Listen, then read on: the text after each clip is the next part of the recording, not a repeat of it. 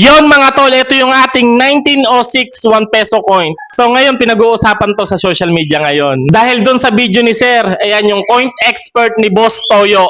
Ayan, si Sir. Nakalimutan ko yung pangalan niya mga tol. Nakita niya, nasuri niya sa video ko mga tol, yung aking coins. So sabi niya sa video niya, nabudol ako. Nung napanood ko yon mga tol, kinontak ko agad yung nagbenta sa akin ng coins mga tol.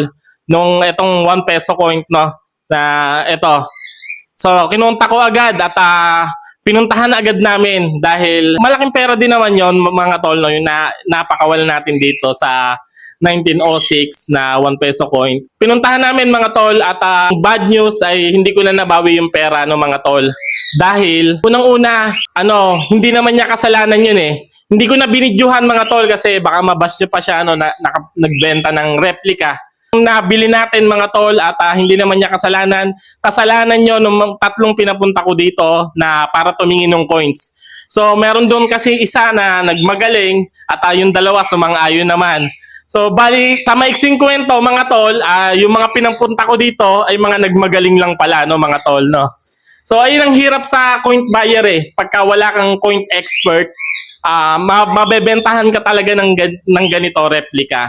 So hindi na natin binawi sa kanya yung pera mga tol pagpunta natin sa kanya kasi nagamit yung pera sa na-discharge sa ospital yung kanyang relatives mga tol, na-discharge sa ospital, nabayad doon. Tapos yung iba ay napanggastos na nila. So hindi na natin babawiin yun, tulong na natin yun sa kanila. At sana hindi na to maulit. At kay Sir na coin expert ni Boss Toyo, sana pag nag-chat ako sa iyo, idol, ay mag-reply ka pagka may nagbenta sa akin ulit ng mga rare coins na hindi biro ang presyo, ay pagpatingin ako sa iyo kung yun ba ay tunay kahit sa video ko lang idol. At para susunod hindi na tayo mapeke mga tol. Na dali tayo ng replica.